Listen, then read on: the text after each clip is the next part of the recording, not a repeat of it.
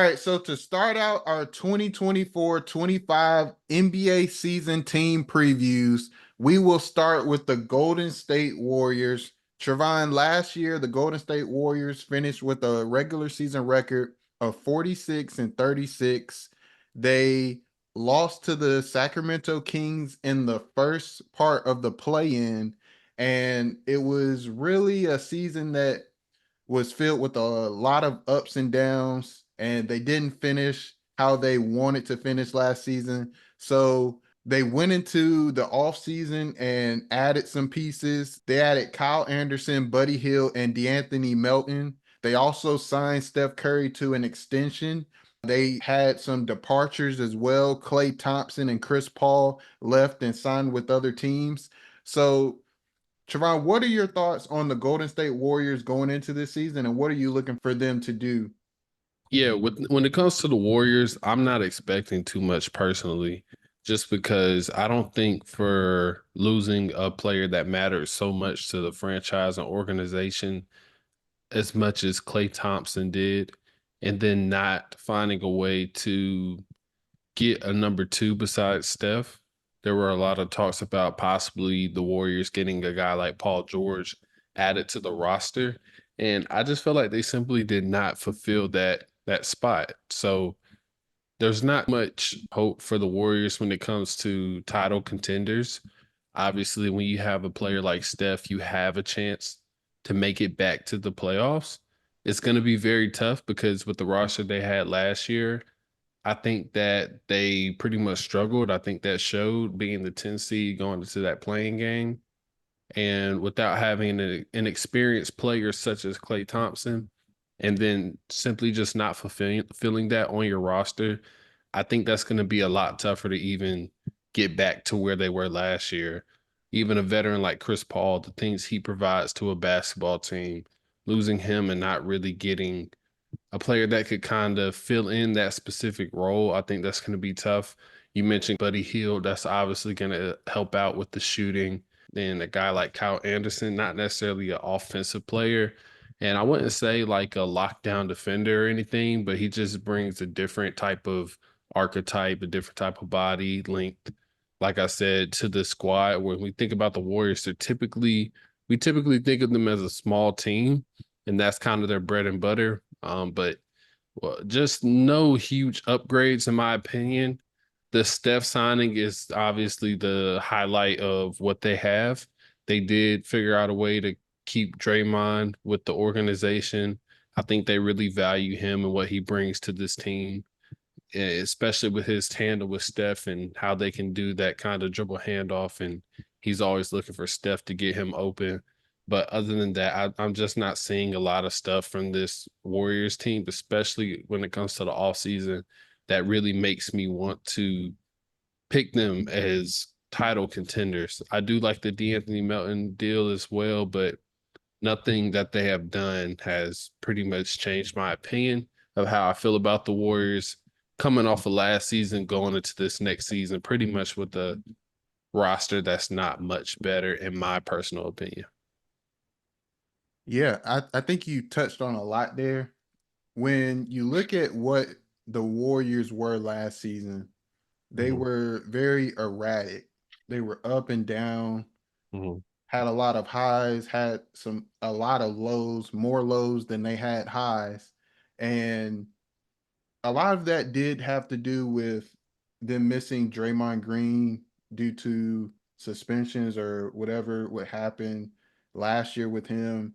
Steph Curry also had some injuries, but even when you had everybody on the floor, it didn't seem like they were able to get any consistency together, any kind of flow together, especially when you looked outside of Steph Curry on the offensive end, creating offense and creating opportunities for them to score the basketball. They relied heavily on Steph Curry, and even Steph had a point during the year where he was not shooting the ball very well. He wasn't playing as well as we're accustomed to seeing him play. But specifically outside of Steph Curry, they just didn't have any consistent player to go to offensively to create offense outside of Steph Curry. So I think that was something that they should have addressed this offseason. Maybe they're thinking they'll do it by committee instead of having one person be that next go-to guy. But I I think a lot of what happened was usually when the Warriors were successful, they were one of the top teams on the defensive end, and we all know what they could do offensively. Last season, they were middle of the pack in a lot of defensive statistic points. When you look at defensive rating, they were middle of the pack there. When you look at points in the paint, middle of the pack there. Uh, Blocks, they were one of the worst teams in blocks, bottom 10, I think, in blocks. So they didn't have like a rim protector or anything like that, but they were solid defensively. They had some really good times when you could say, okay, they're really playing well here, but not one of the best teams in the league defensively. And when you have a lot of ups and downs offensively, it's not really good to have just a, average defense. And when you look at the players that they brought in, I think that they will be better on the perimeter in terms of defense. You brought in DeAnthony Melton, who's a really good defensive player, can guard the other team's point guard, put some pressure on the ball. You just talked about Kyle Anderson's versatility on the defensive end. He might not be one of the best defenders in the league, but he can do a lot of things on that end. So I think they did make upgrades in terms of perimeter defense, but I still worry about their size and things like that, protecting the rim and all that stuff. So honestly, when it comes down to it, I'm looking for who's going to be that guy outside of Steph. Are the other players outside of Steph going to be more consistent offensively? I'm looking to see, can the Warriors integrate Kaminga into the offense a little more, and how will they do it? Because I think Kaminga did a really good job, especially towards the end of the season, but it seemed like they would just give him the ball and he would get a lot of his stuff in one-on-one. It didn't seem like his game would mesh completely well with what the offense was doing. They would have a few times where they would get him going downhill within the offense, but a lot of his buckets were off the dribble, getting to the basket, or sometimes he would have the pull-up game. So I'm looking to see, how will they integrate him into the offense a little more, and will Andrew Wiggins show up, and will he play more consistently like he did when they won the title a few years ago? So I'm with you. I don't see them being a top six team at this moment. I think it's a very slim chance they could get into the top six, but I think it's more likely that they will be in the play-in.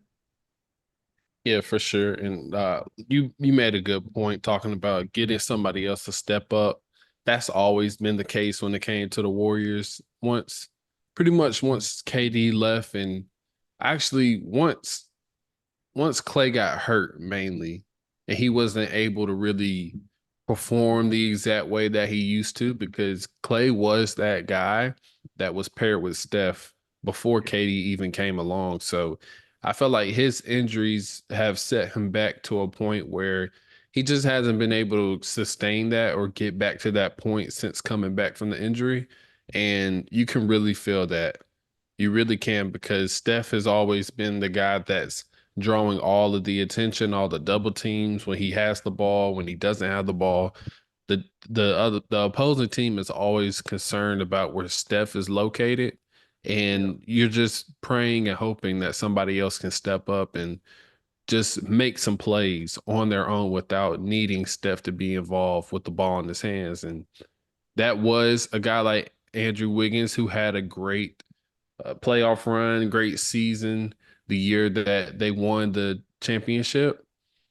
You also had Jordan Poole, who had good moments, and maybe not necessarily in the finals for a full 7 games, but throughout those playoffs into the Western Conference against the Dallas Mavericks that year when Steph was out.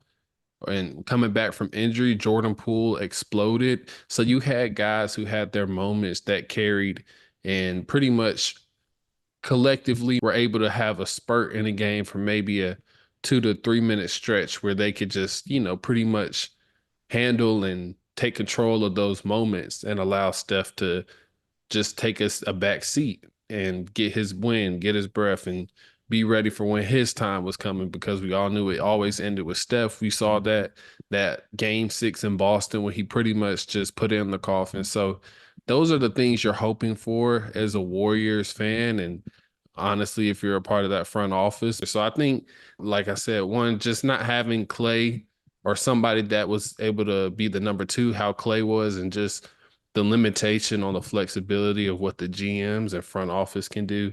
So for those reasons alone, I'm just not seeing much from the Warriors. Obviously, Steph is older as well. We saw what he did in the Olympics, but to expect that from a guy, especially his age, for every like for a full 82 game season.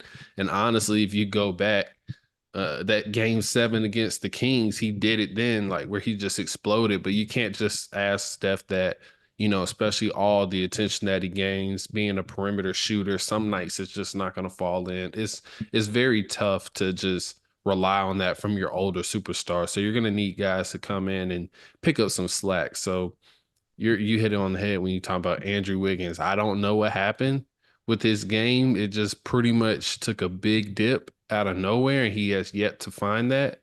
There was no major injury. We know he took time off. We're not exactly sure what it was, but he just hasn't been the same. Like you mentioned, Draymond missed a big chunk of last year, pretty much just producing a lot of distractions and not helping the team out by not being there simply. And you just add all that together, you kind of are in the situation you are now. So I would love to see them play competitive playoff basketball. I just don't see it being a deep run if they do make it.